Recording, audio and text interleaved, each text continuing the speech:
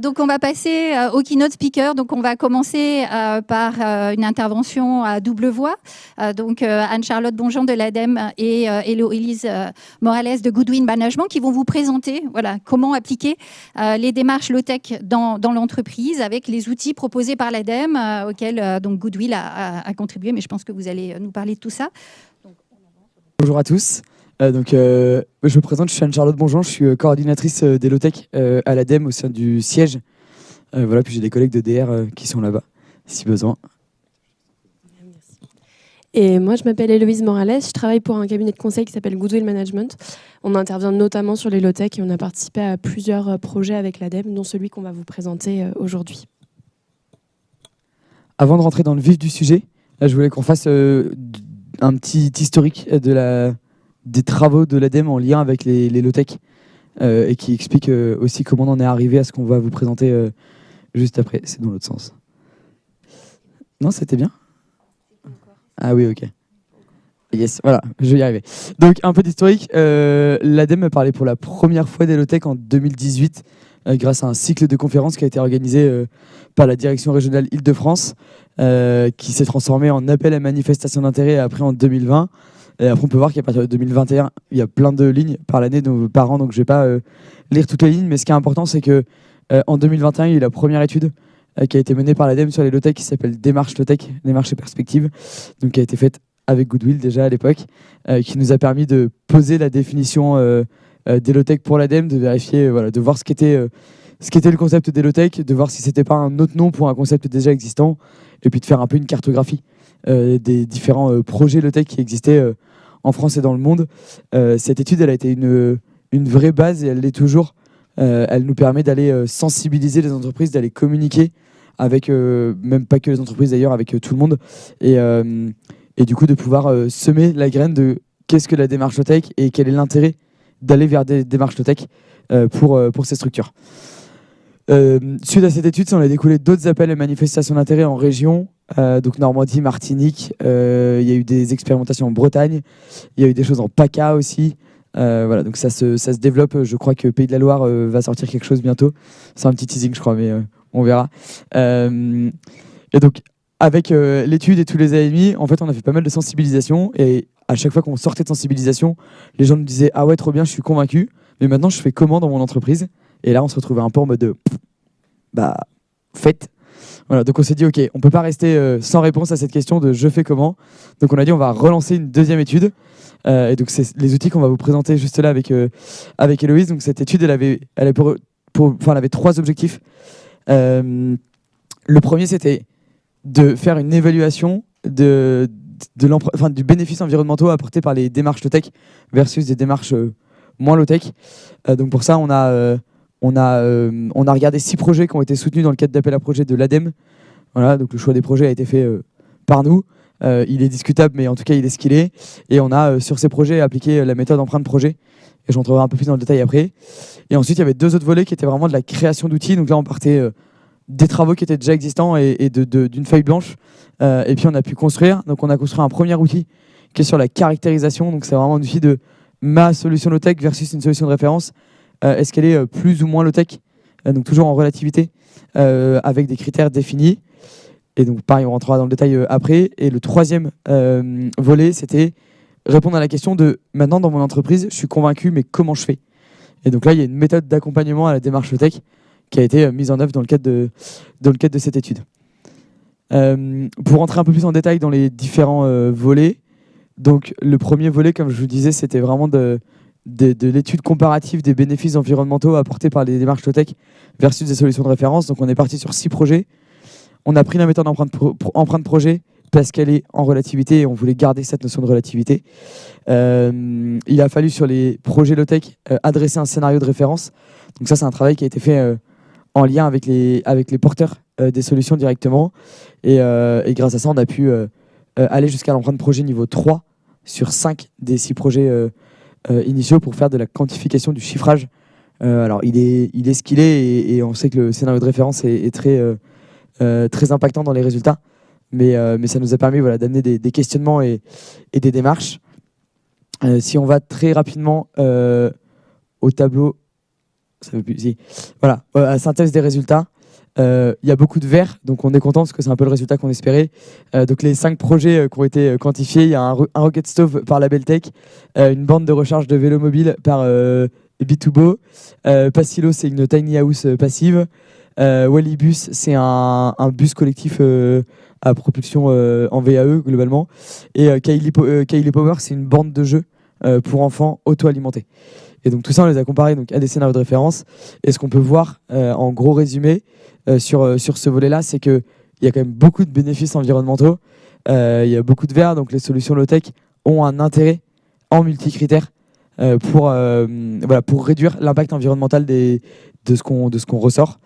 Et voilà. Je ne rentre pas dans le détail. Les livrables sont publiés. Il y aura beaucoup plus de détails dans les livrables. Mais on va vous présenter les outils qui sont plus impactants pour aujourd'hui. Quelques infos sur ce que je viens de vous présenter comme résultat.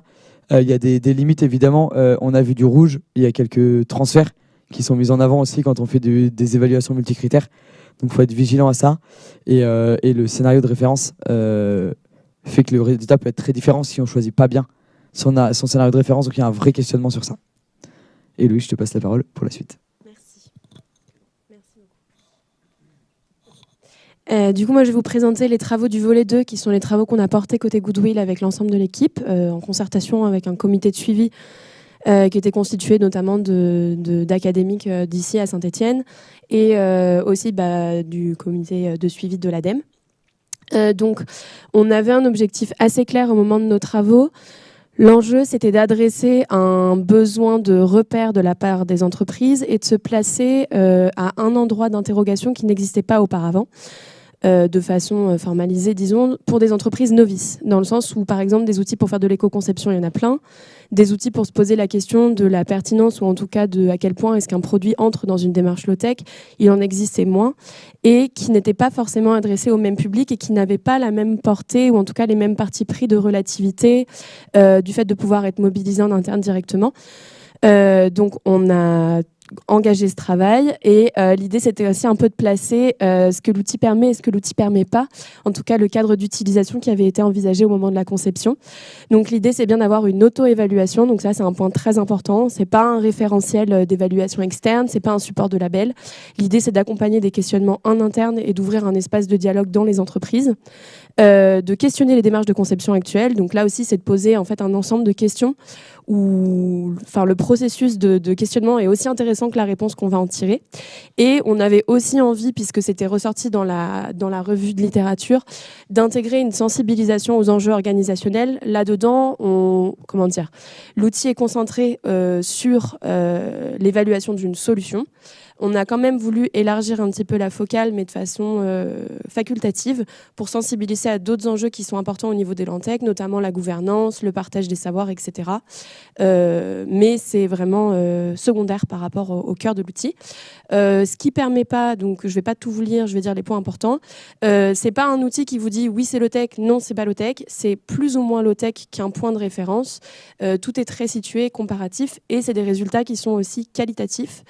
Dans la construction, il y a un moment où on passe par du quantitatif, mais l'expression finale, qui est celle qui a valeur de résultat, c'est vraiment une démarche qualitative. Donc on n'est pas non plus sur un système de points, qui est quelque chose qu'on a pu voir dans d'autres travaux. Donc pour vous expliquer la construction, comment est-ce qu'on a procédé, une première étape assez importante, ça a été de définir des critères. Donc là, on s'est penché sur beaucoup de travaux, donc des outils déjà existants qui étaient assez nombreux, mine de rien, mais qui ne répondaient pas exactement au cadre d'utilisation que nous, on avait. Et des travaux aussi académiques qui se penchaient sur la définition, la caractérisation, quelles caractéristiques, etc. Donc on a fait une revue de littérature assez complète, en tout cas on l'espère. On a aussi eu des entretiens avec des personnes qui avaient développé des outils pour comprendre aussi quel était le lien avec les usagers, le contexte d'usage, l'expression des résultats, la philosophie des outils, pour comprendre un petit peu la base sur laquelle on s'appuyait. Et on a aussi mené une consultation ouverte auprès de la communauté low-tech pour recueillir l'avis de la communauté après l'articulation l'articulation de cette première grille d'indicateurs. Je ne vais pas vous la lire dans l'ensemble parce que ce ne serait pas très intéressant. Mais donc, comme vous pouvez le voir, on est parti de utile, accessible, durable, qui sont les trois piliers du Low-Tech Lab. On a ajouté organisationnel pour les raisons que je vous ai précitées auparavant. Et l'idée, c'était d'avoir justement ces sous-critères, comme on les appelle. Et là, on a aussi fait attention, nous, dans notre démarche, à nous focaliser sur ce qui était différenciant dans les low-tech par rapport à d'autres démarches déjà existantes, comme l'économie circulaire ou l'éco-conception. Donc, c'est pour ça, notamment, que le critère durable, il est moins, enfin en tout cas dans les critères, il est assez différent de ce qu'on peut trouver dans une ACV parce qu'on voulait aussi pas conditionner l'utilisation de l'outil au fait d'avoir fait une ACV ou un bilan carbone parce que c'était aussi l'idée d'avoir un point d'entrée pour des entreprises moins sensibilisées. Donc la construction de l'outil, donc on a décliné ensuite tous ces critères en questions. Donc l'outil prend la forme d'un questionnaire. L'idée étant pareil d'avoir quelque chose d'assez accessible pour des utilisateurs relativement novices, donc d'avoir des questions claires avec des réponses fermées assez précises. Ensuite, on a développé tout un système d'évaluation qu'on a donc fait en comparé entre le scénario évalué et le scénario de référence. Et l'autre point sur lequel je voulais attirer votre attention, c'est la logique de pondération. Donc, parce qu'on a voulu agréger nos fameuses questions à l'échelle des sous-critères, puis des critères et à une échelle globale. Et donc, c'est poser la question du poids qu'on accordait à chacun de ces critères. Et donc, ça, on l'a fait par rapport à la littérature, par rapport à la consultation, par rapport à une consultation aussi auprès de l'ADEME et du COSUIF pour avoir leur avis. Et là, pareil, on est resté sur ce qui était différenciant au niveau des low-tech. Donc, utile et accessible ont un poids assez important par rapport à durable, parce que durable, il y a d'autres outils qui sont existants et très performants pour pouvoir adresser ce point. Pour vous donner du coup un aperçu de comment est-ce qu'il fonctionne. Donc, je vous ai dit, c'est un questionnaire qui est sur Excel. Ça, c'est un peu le cœur de la machine. Donc, on peut à la fois évaluer un produit ou un service. Comme vous le voyez, on a deux colonnes, le système évalué, le système de référence. On a des questions qui s'enchaînent. C'est une mise en forme dynamique. Donc, si on sélectionne certaines réponses, parfois, ça exclut certaines questions. Donc, tout ça se met à jour automatiquement. On a aussi un guide utilisateur qui vient avec ça, qui est extrêmement important, notamment pour une première utilisation, puisque comme Anne-Charlotte l'a dit, quelque chose qui est très structurant dans les résultats, c'est le choix du scénario de référence. Donc on a vraiment voulu guider l'utilisateur là-dessus. Vous aurez tout le loisir de découvrir l'outil en détail, mais je voulais vous montrer des questions. Je voulais, mais... Ah, merci. Pardon. Bon, j'arrive. Je voulais vous montrer des questions un peu plus... Ah non, c'est parce que Windows va s'arrêter dans 10 minutes. Voilà, je vous montre le visuel et comme ça après je peux commenter pendant qu'on redémarre. Mais donc je voulais vous montrer sur des questions un peu plus complexes. Donc on a réussi aussi à essayer en tout cas d'intégrer des questions du type accessibilité, des savoirs, montée en compétences, qui sont des dynamiques très compliquées à saisir, mais on a voulu les inclure de façon en tout cas partielle, au mieux qu'on pouvait, avec un système de cases à cocher, avec un système de liste déroulante, avec des choses qui sont les plus précises possibles pour éviter les biais qui sont déjà présents, mais on a voulu les minimiser au maximum. C'est bon, du coup, ça va s'éteindre. Ok, j'avance. Et on a aussi toute une partie avec des commentaires pour que l'entreprise puisse prendre des notes, parce que l'idée, et voilà, c'est un peu l'enseignement qu'on a eu, c'est que c'était aussi un outil, parce qu'on a fait 3 études de cas sur 3 entreprises différentes, c'était aussi un support assez intéressant au sein de l'entreprise. En fait, les résultats sont beaucoup plus fiables et de meilleure qualité et précis quand on fait dialoguer différents départements ensemble. Quand on fait travailler ensemble, les personnes qui ont conçu, avec les ingénieurs, etc. Donc l'idée, c'était aussi d'avoir un outil qui puisse voyager dans l'entreprise, et on peut placer des notes, on peut discuter, etc. Donc l'idée étant d'ouvrir un espace de discussion.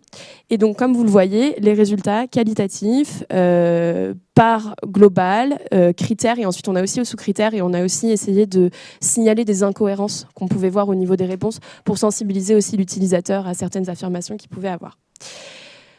Voilà, je vais m'arrêter là, mais on peut en discuter quand vous voulez. Et donc le troisième volet est le deuxième outil, donc c'est la fameuse démarche de déploiement des low-tech en entreprise. Donc pareil, ce que permet l'outil, ce que permet pas l'outil. Ce qui permet l'outil, c'est vraiment d'accompagner la progression, et je vais beaucoup utiliser le terme à faire le pas de côté. dans les prochaines slides. Le but n'est pas de repartir de zéro quand on a une entreprise qui existe et des lignes qui existent. C'est vraiment de se dire comment on peut améliorer et comment on peut faire le pas de côté par rapport à tous les outils qu'on a l'habitude d'utiliser aujourd'hui et à toutes les réflexions qui sont lancées.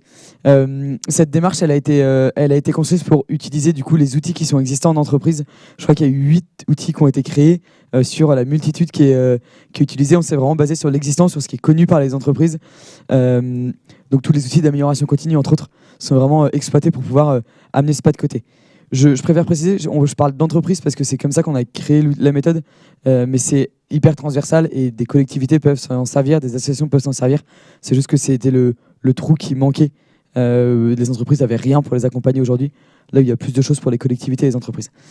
Et donc, le dernier objectif de cette méthode, c'est de pouvoir, à la fin de l'itération, avoir un plan d'action précis avec des tâches, des délais et des responsables de tâches pour pouvoir avancer dans la démarche tech. Le but de cet outil, ce n'est pas d'avoir le meilleur score à l'outil qui est présenté avant, c'est vraiment d'améliorer sa manière de faire et sa manière de penser et de produire. C'est pas d'avoir une trajectoire unique, et on va parler d'itération plusieurs fois. Donc voilà, on peut choisir différentes trajectoires et c'est pas au même titre que l'outil de caractérisation, c'est pas de le faire solo dans son coin, c'est un travail collaboratif. Donc cette méthode, elle a été pensée en 7 périmètres d'action, et dans chaque périmètre d'action, il y a des questions. Alors pareil, je ne vais pas vous lire les questions, ça sera disponible en ligne après, il n'y a pas de souci. Et puis on pourra envoyer les slides si besoin. Ce qui est important de voir, c'est que les périmètres ont été discutés aussi, ont été choisis à partir de l'analyse de la littérature qui a été faite, et puis discutés avec à la fois le comité de pilotage et des parties prenantes externes, et les personnes qui avaient déjà travaillé à des méthodes d'accompagnement en entreprise ont été également contactées aussi pour faire un travail collaboratif tous ensemble et pas chacun dans son coin. Donc c'est 7 périmètres, on peut travailler sur le besoin, sur produits et services, sur fournisseurs et logistique, sur la production, sur l'ouverture, sur les modèles d'affaires et sur la gouvernance. Comment ça fonctionne dans ces 7 périmètres ? La première étape, ça va être une étape de diagnostic, donc qui est indépendante des périmètres. On va faire un bilan de là où on en est aujourd'hui dans ma structure, dans ma ligne de production. Voilà, on choisit l'échelle qu'on veut. On fait un premier bilan, et à partir de ce bilan, on va aller choisir les périmètres sur lesquels on veut travailler. On peut travailler sur tous les périmètres à la suite et faire un peu une méthode escalier entre guillemets où on enchaîne tout. Mais on peut aussi faire le choix de se dire, bah oui, mais moi sur le côté fournisseur, je suis hyper au clair. Tous mes fournisseurs, ils sont à moins de 50 km de chez moi. Je suis assuré de la virtuosité de ces fournisseurs. Du coup, j'ai pas envie de travailler dessus. J'ai plus envie d'aller travailler sur le questionnement du besoin, parce que mon pédalo à tête de cygne, est-ce que j'ai vraiment besoin de la tête de cygne quand je le produis ? J'en sais rien. Voilà. Donc on va choisir les périmètres sur lesquels on va travailler. Et dans ces périmètres, il y a un outil Excel qui va vous amener les questionnements. Donc vous allez avoir pour chacun des questions différentes réponses à faire. Et à partir de toutes ces questions, vous allez avoir une grosse liste d'actions qui va être disponible. Et ensuite vient une étape de priorisation des actions. Donc on va décider celles qui semblent pertinentes, celles qui semblent le moins pertinentes. Et pour les pertinentes, on va pouvoir associer un responsable de l'action et une temporalité pour la réaliser. Quand je dis on, c'est vraiment un collectif. C'est-à-dire que un designer tout seul dans son coin, il ne pourra pas utiliser l'outil. Il va falloir qu'il soit avec les gens qui produisent, les gens qui designent, et aussi éventuellement les dirigeants pour impliquer tout le monde. Voilà, c'est vraiment dans l'esprit low-tech de la co-construction et de la collaboration. Et après, ce qui est important, c'est qu'une fois qu'on est arrivé à l'étape de planification, les actions, elles se déroulent, mais ce n'est pas une finalité en soi. C'est vraiment une méthode qui est itérative. C'est-à-dire qu'une fois qu'on est arrivé, on a mené nos actions, on se dit, bah voilà, on a fait un truc, c'est hyper bien, mais est-ce qu'on ne peut pas aller encore plus loin ? Et donc on peut se dire, soit on re-questionne le périmètre avec un nouvel état des lieux, soit on va sur un autre périmètre sur lequel on n'avait pas trop été parce que c'était pas trop ma cam d'aller sur la remise en question de la gouvernance. Bon bah ça y est, je suis prête, j'ai la maturité, j'y vais. Donc on est vraiment dans quelque chose de très itératif. Donc le choix du périmètre, je vous le disais, la méthode elle est pensée pour être utilisée soit en autoportant, donc vraiment en escalier ou quand on a envie de traiter tout les uns après les autres, soit de se dire, toujours dans cette notion de pas de côté, moi je fais déjà de l'économie, de la fonctionnalité, j'ai déjà un modèle de gouvernance qui est hyper travaillé, ou alors je suis hyper poussé dans l'éco-conception, mais je ne sais pas comment aller plus loin. Mais voilà, on va plutôt aller dans la méthode entre guillemets damier, dans le choix du damier pour faire, toujours dans cette notion de pas de côté. Oui, donc moi, je vais juste vous parler des études de cas qu'on a réalisées, les enseignements qui ont été tirés de ces expérimentations. Donc, de la même manière, là, il y a 3 études de cas qui ont été menées par Carlotech avec notre soutien. Donc là, ce qui était voulu, c'était de voir les différents périmètres d'accompagnement. Donc, de voir aussi, l'enjeu était de se poser la question de est-ce qu'une entreprise peut l'appliquer toute seule? Est-ce qu'on peut l'appliquer à différents périmètres? J'ai pas précisé auparavant, mais toutes les études de cas qu'on a fait, aussi bien sur le volet 2 que sur le volet 3, on a choisi volontairement des entreprises qui n'étaient pas très avancées sur les low-tech, certaines qui connaissaient pas du tout.